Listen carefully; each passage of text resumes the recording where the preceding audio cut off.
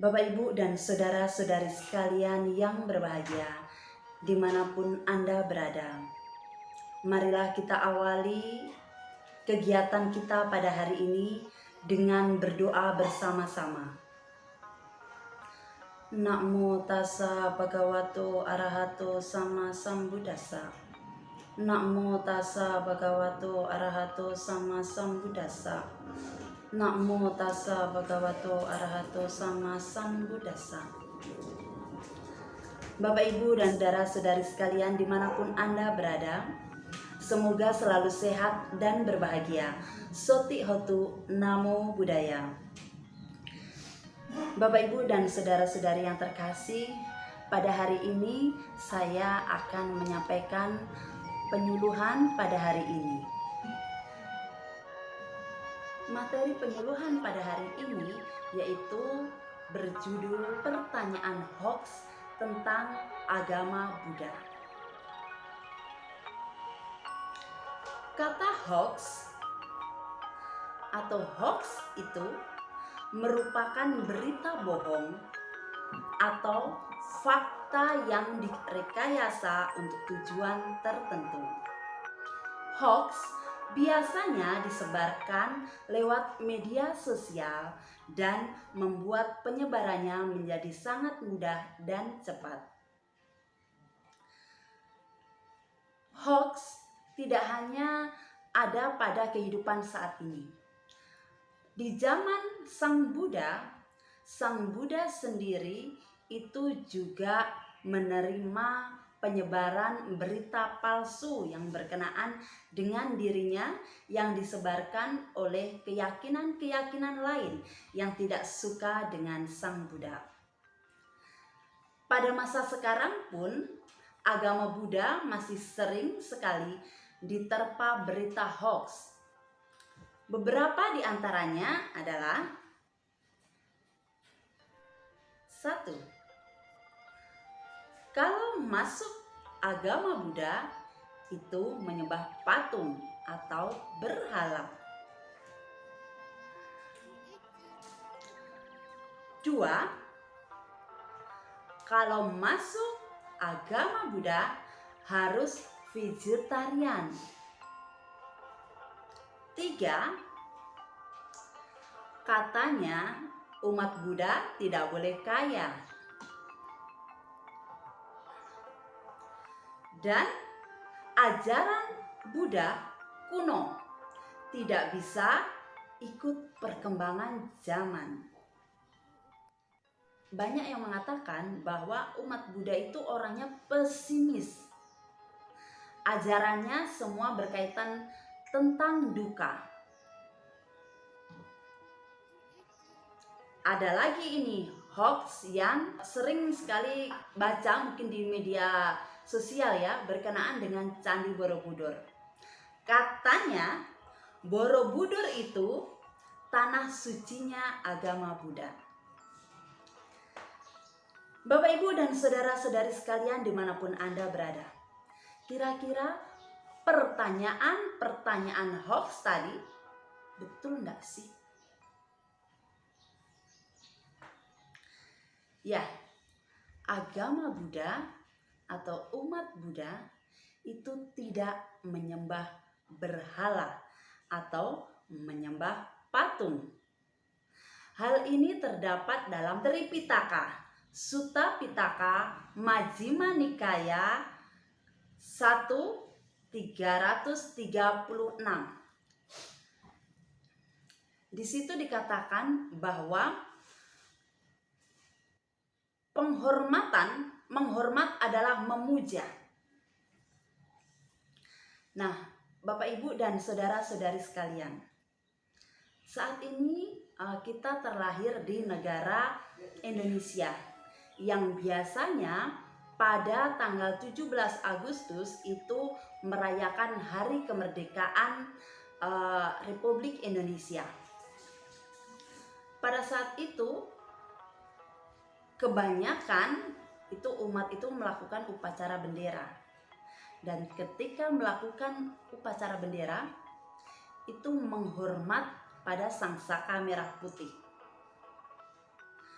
penghormatan yang dilakukan itu sama halnya seperti kita melakukan penghormatan kepada patung Buddha.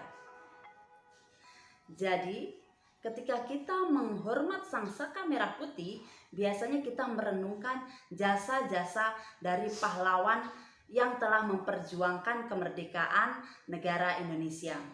Begitu pula ketika kita melakukan penghormatan, yaitu bernama skara atau bersujud di depan patung Sang Buddha atau Buddha Rupang, itu sama juga kita melakukan penghormatan dan melakukan perenungan dari ajaran-ajaran Sang Buddha. Jadi bisa saya katakan bahwa kalau umat Buddha dikatakan itu menyembah kepada berhala, itu tidak benar. Ya, selanjutnya berkenaan tentang vegetarian. Nah, Sang Buddha mengatakan bahwa berkenaan dengan makanan itu vegetarian atau menghindari makanan-makanan yang berasal dari makhluk yang bernyawa, atau memakan makanan dari makhluk yang bernyawa atau sebenarnya bangkai ya, bangkainya itu sebenarnya Sang Buddha telah mengatakan dalam Sutta Pitaka Majjhima Nikaya 55. Ya, jadi Sang Buddha sendiri tidak pernah mewajibkan umat Buddha untuk melakukan vegetarian. Tetapi bagi yang suka melakukan praktek vegetarian itu dipersilahkan. Dan bagi yang suka memakan mungkin ikan atau ayam itu juga dipersilahkan. Ya, Bapak Ibu dan saudara-saudari sekalian yang berbahagia. Ada yang mengatakan bahwa umat Buddha itu tidak boleh kaya loh. Kenapa begitu? Karena orang lain itu beranggapan bahwa umat Buddha itu nanti larinya itu akan menjadi biku atau bikuni ya. Sesungguhnya tidak seperti itu.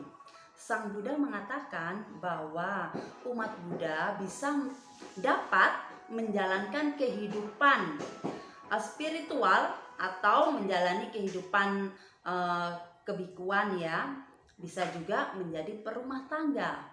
Dan apabila kita menjalani perumah tangga, hidup yang berumah tangga, itu justru Sang Buddha mengatakan umat Buddha boleh kaya, tidak ada larangan ya untuk kaya. Karena kalau misalnya kaya, kita justru bisa berbuat baik, berbuat banyak kebajikan dengan berdana kepada orang lain atau makhluk lain. Nah, dikatakan pula bahwa kekayaan sebagai media untuk berbuat kebajikan. Hal ini terdapat dalam Sutta Pitaka Anguttara Nikaya 2, 69. Ya, Bapak Ibu dan saudara-saudari sekalian yang terkasih, berkenaan tentang agama Buddha itu agama yang ketinggalan zaman. Ada yang mengatakan bahwa ajaran Sang Buddha itu ketinggalan zaman, kuno. Nah, bagaimana sih sebenarnya ajaran-ajaran dari Sang Buddha itu sendiri yang memang sudah ada sejak 2500 tahun yang lalu. Nah, berkenaan tentang ajaran dari Sang Buddha sendiri, ada salah satu filsuf di zaman dahulu yang bernama Albert Einstein yang mengatakan bahwa if there is any religions that work up with modern scientific needs, it will be Buddhism. Jadi pada intinya bahwa Albert Einstein ini mengatakan bahwa yang agama Buddha ini ada dalam Tripitaka, Sutta Pitaka, Digha Nikaya 3, 73 dan 74. Bapak Ibu dan saudara-saudari sekalian dimanapun Anda berada, ada yang mengatakan atau mungkin kita pernah mendengar di luaran sana mengatakan bahwa ajaran Buddha itu bersifat bersifat pesimis.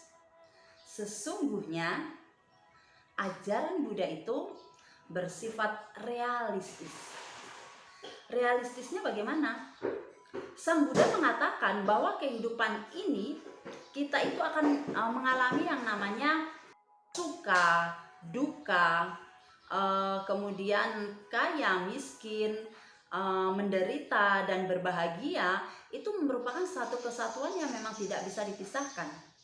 Dan hal-hal tersebut itu kita akan mengalaminya secara beriringan.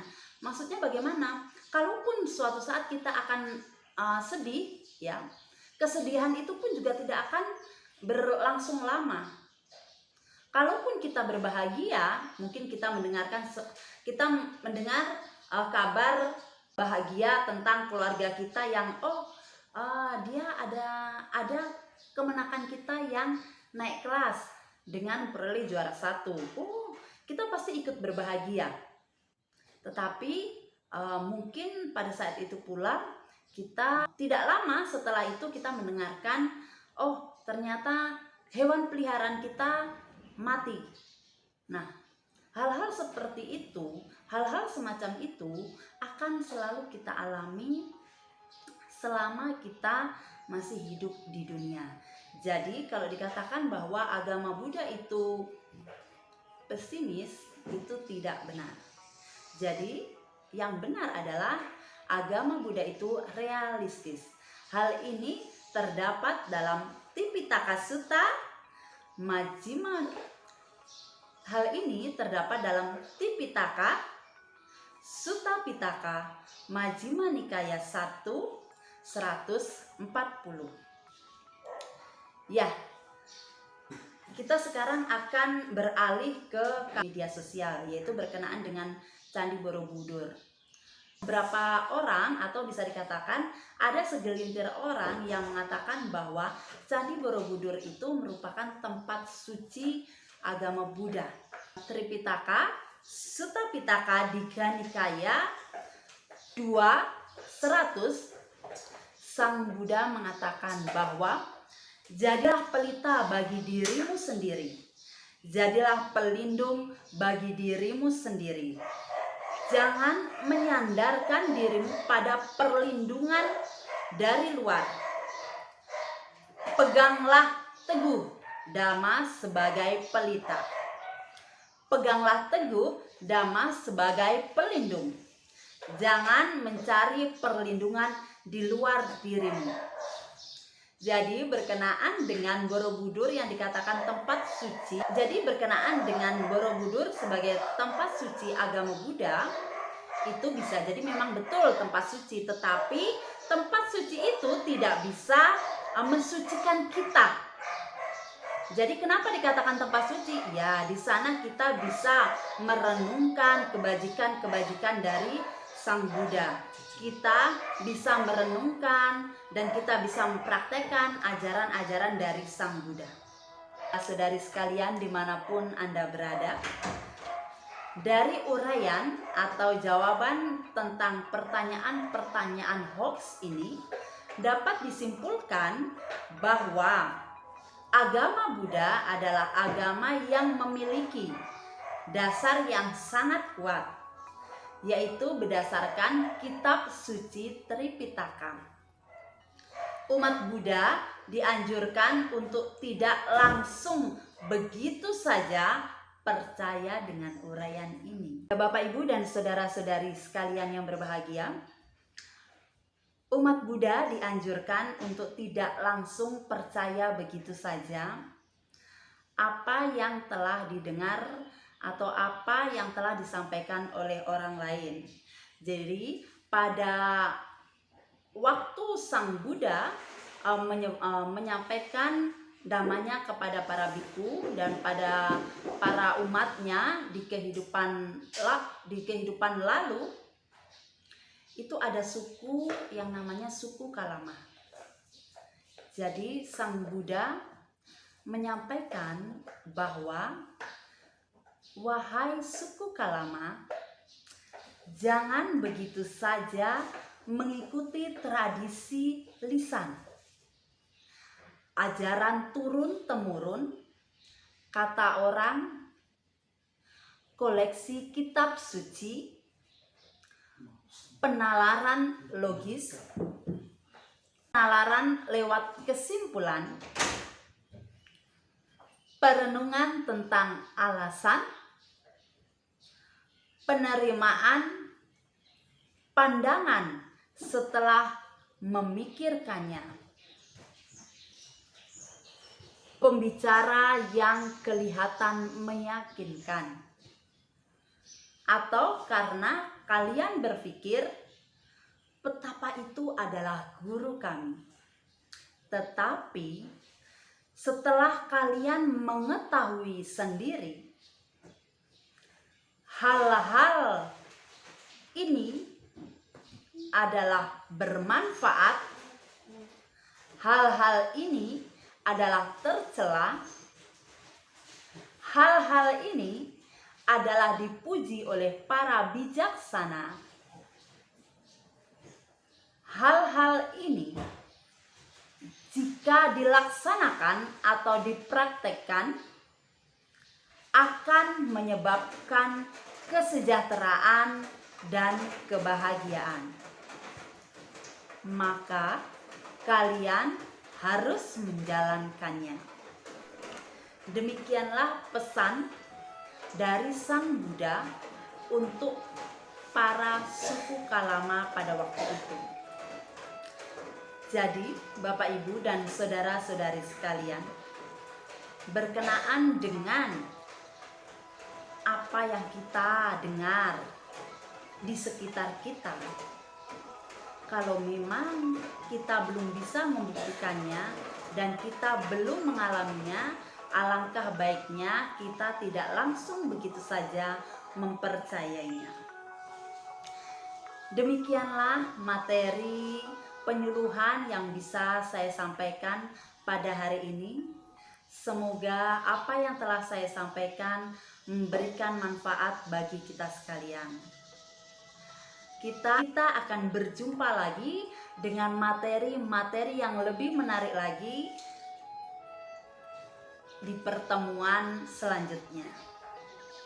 Akhir kata, salam Anjali Meta, Sabe Sata Bawantu Sukitata. Semoga semua makhluk hidup berbahagia. Sadu, sadu, sadu.